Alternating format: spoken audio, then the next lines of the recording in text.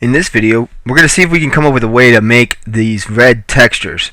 Now, I told you we didn't want to put the red textures in so much. I mean, this is a lot down here, but I knew it was going to get a lot darker.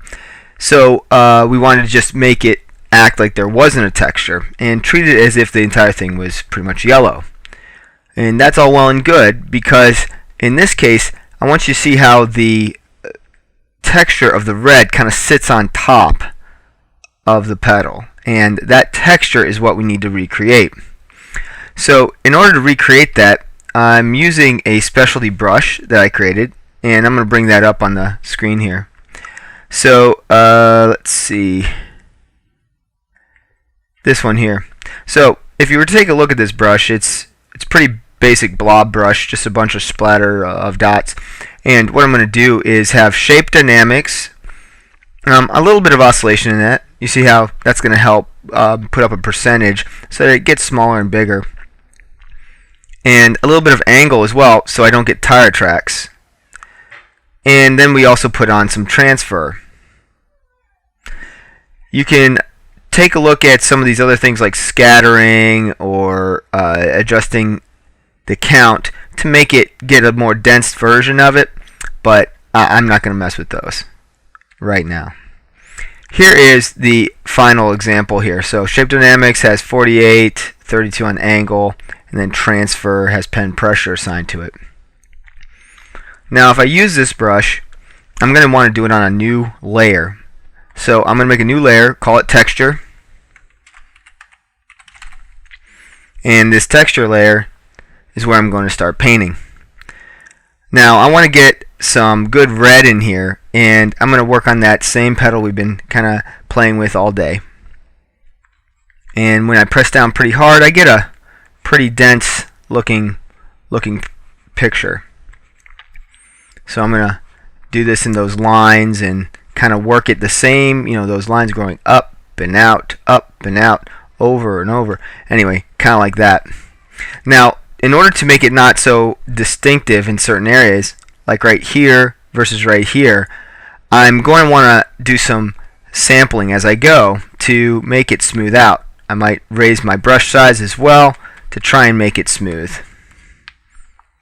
I'm going to also use some yellow brush, and you'll see that using the color that's like almost already out here, that I'm not yet really adding much, is going to help get the right color.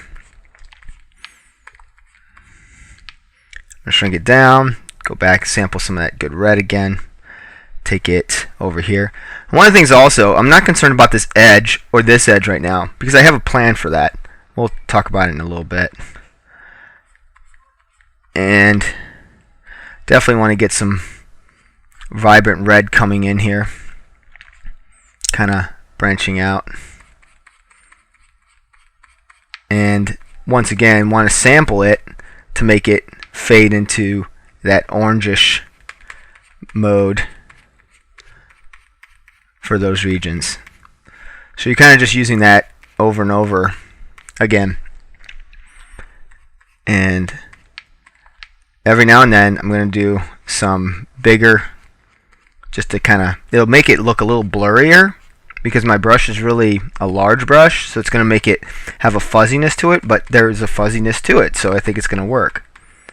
Just going to take that up and out so you can see what I'm doing there. I'm going to get it really dark in some of these regions, so I'm going to also take it down past here because once again I've got a plan for that area as well. And I'm ignoring this. I'm just assuming that this would have continued over and ignoring that little shape. And I definitely want to make sure I'm getting some of that vibrant red sticking in. Alright. And if I'm not exactly where it is in the picture, I'm not too upset, because it's all about getting the texture close. Like I said, you don't draw every hair, you don't draw every speck. Okay. Extend that up. And out here I'm going to start getting really big. You see how that works. And some of that yellow. Now, because I am painting opaque, I mean, Yes, it is semi-transparent just because I'm not pressing down super hard.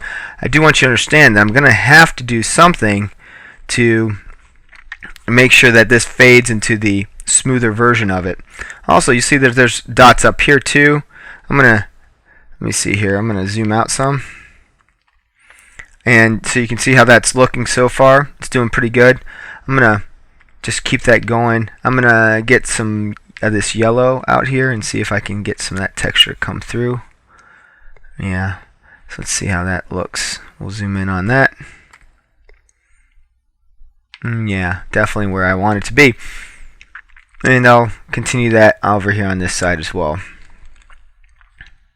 Once again, I'm not worried about this edge. I'm just going to fill this part in. And I'll be okay with going over it. It's okay.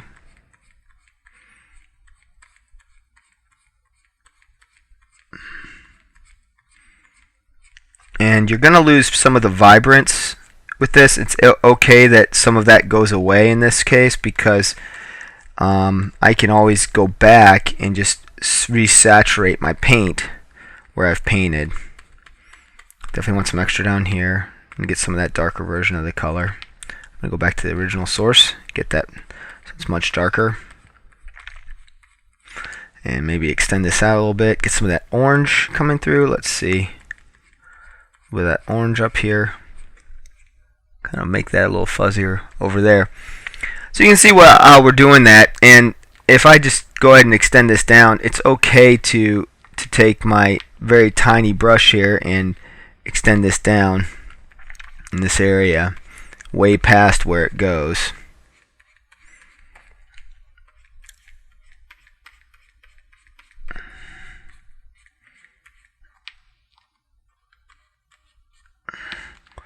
And just kind of trying to see if I can get this little shadow thing here. Alright. Okie doke. So now that I've got this set up like so, I want to extend some of the color up here, the little texture up there to the right. So I'm going to take it up like so.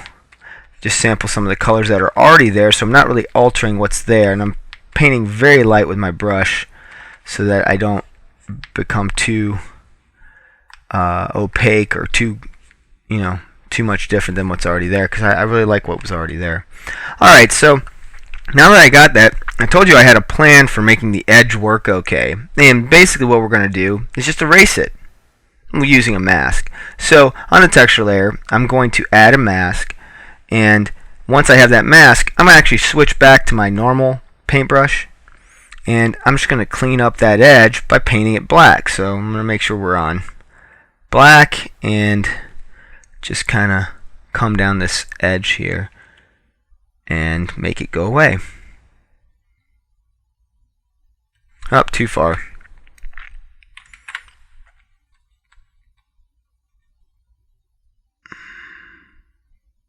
Like so.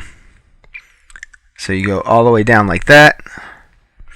And then right here where I have that, let's zoom in on that.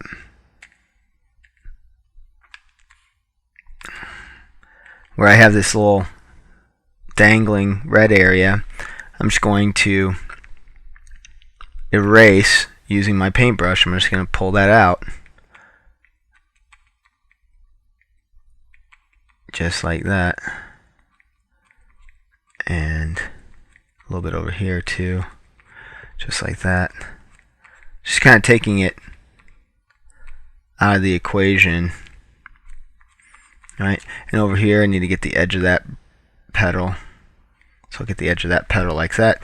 And so now you can kind of see how that ends up looking. Now your next bet is to make sure that if there's any extra stuff out here that you don't want, you can always just make a very large brush and kind of brush away some of that to mask it off a little bit, make it diminish. Alright, so let's say my brush looks good, but I want to make it a little more vibrant in that area. You can always kind of preview what you'd want to do with making it vibrant by just adding an adjustment layer. Now I'm going to undo this so you don't have to actually watch this whole thing. I can take a vibrance adjustment layer and I can make it apply just to that one layer, so it's got the arrow popping down. So I hit the little double circle and it pops down, and I can increase my vibrance to make that redder. You see how that works? So like I've lost some of my vibrance, I can extend it back up using that method. You see the difference? Then the other option, if I trash that layer, is you can just return to the make sure you're working on the actual texture itself, and you can go in and use your sponge tool and put it in saturate, and then check the vibrance button, and then if you start working that, it's just going to make it more vibrant that easily. Now I'm going to step that backward because I'm going to do it as a whole, back with all my textures once I'm done. But that's how you'd make the textures go a little better. So anyway, so I'm going to do that texture. I still have to make a texture for the little dots here, so I'm going to work on that on a new layer in the next video.